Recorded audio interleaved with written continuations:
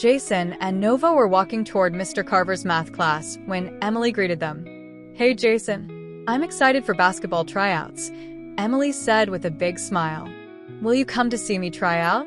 Before Jason could respond, Nova reminded him. "Jason, remember you have your own plans for later."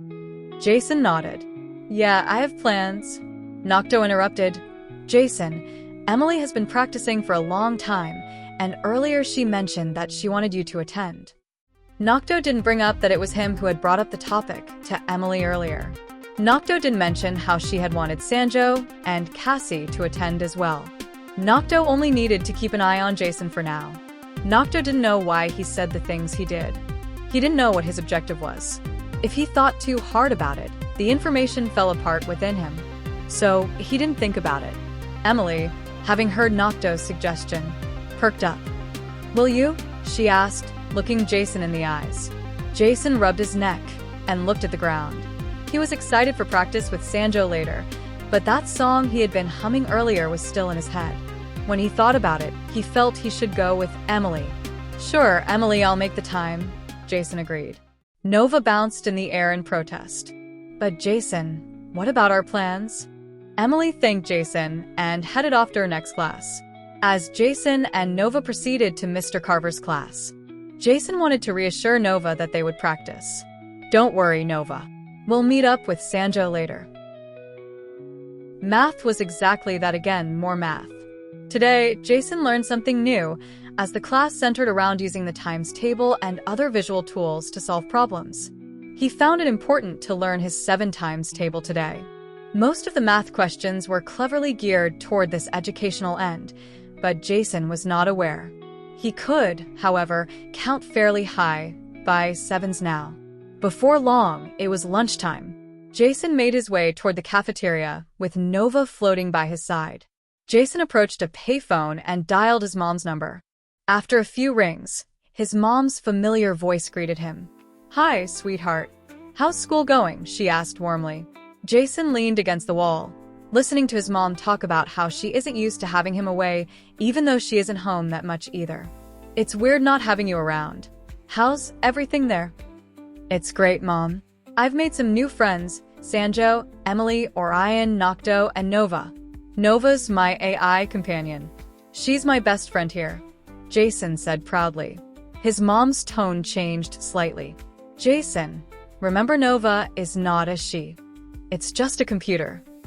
Jason knew that she really wouldn't understand. He can't show his mom as there is no video on this ancient phone. "I know, Mom.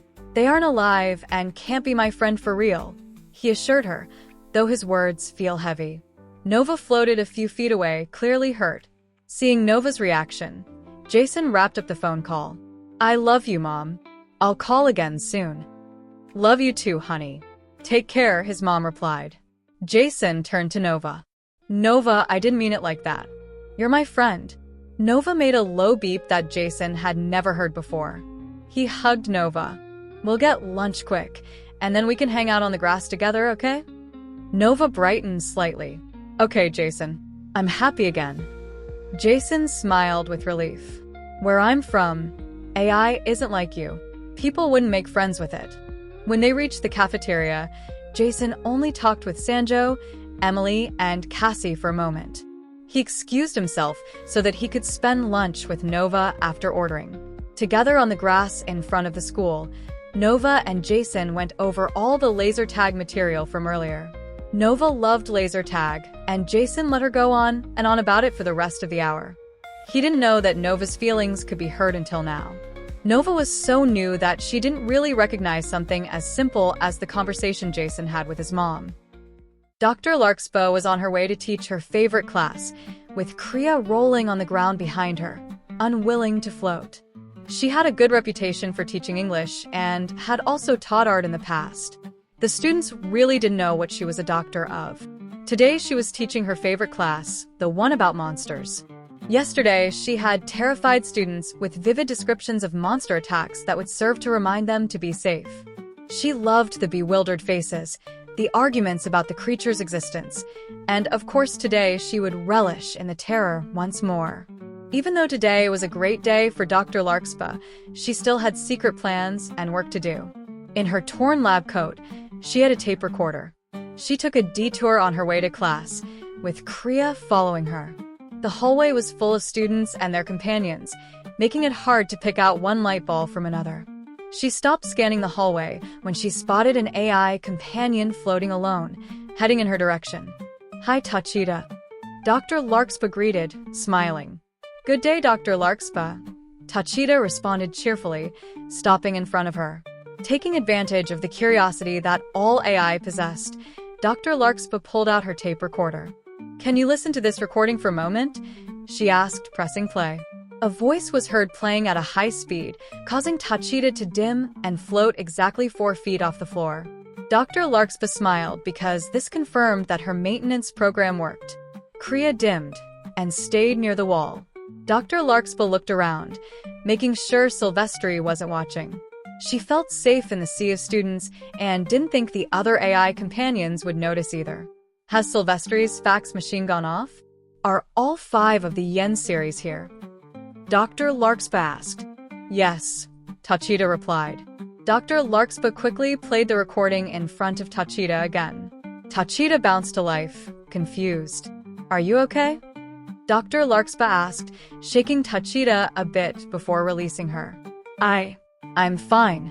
Excuse me, I need to get back to my task," Tachita said, centering her light within the glow she emitted. Tachita floated off to her original objective, unsure why she had stopped to talk to Dr. Larkspar. Dr. Larkspar reached her classroom at the bell. She wasn't there when students started coming in, and was relieved to see they didn't notice she was late. She saw a new student sitting in the only chair that never gets occupied first, the one that is front and center. Jason was going over holographic pages being displayed by Nova on his desk. "All these monsters appear to be real," Nova told Jason, displaying grotesque images of monsters that couldn't possibly exist. Jason argued, "No way. Nearly all these creatures defy the laws of physics." He became curious and asked, "Nova, how do you fly?" Nova replied, "I don't know." Dr. Larkspar clapped her hands to get everyone's attention for class. She didn't smile as she surveyed the classroom and settled her gaze on Jason. "Jason Butane," she said plainly, having said nothing else. The class was silent. "Here," Jason said, not knowing what else to say. She raised an eyebrow at him and kept solid eye contact. "A, B, C, D, E," she tested him. Jason, feeling singled out and very awkward, said, "F, G, H, I, J. Dr. Larkspar was delighted, but the other students didn't know why. She immediately pointed at another student who had sat in the back of the class. He wasn't paying attention and didn't know to continue the phonetic sequence. This caused Dr. Larkspar to go from looking a little bit excited back to being serious. "What is wrong with you, Kevin?" she scolded, throwing her hands in the air. "You're a dumb kid. You're all dumb kids until Kevin impresses me." Jason felt somewhat responsible for Kevin's failure. Looking back, he saw Kevin's AI companion whispering to him to pay attention. The girl sitting next to Jason, whom he recognized from laser tag on the first day, protested. "I don't think you can treat students like that," she said, attracting the gaze of the doctor. "Then go home. Don't go on an adventure," Dr. Larkspar said quietly, putting her hands on the girl's desk and scaring her. "I'm your highly trained, highly paid teacher. If you don't appreciate my teaching, I will not teach you." She continued, looking into the girl's eyes. "I've had enough of you. You will stay and listen to me." She waited for the girl to answer.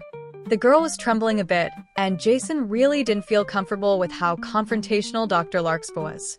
"Yes, Dr. Larkspar," the girl said as her AI companion displayed notes on her desk, trying to give her something else to think about.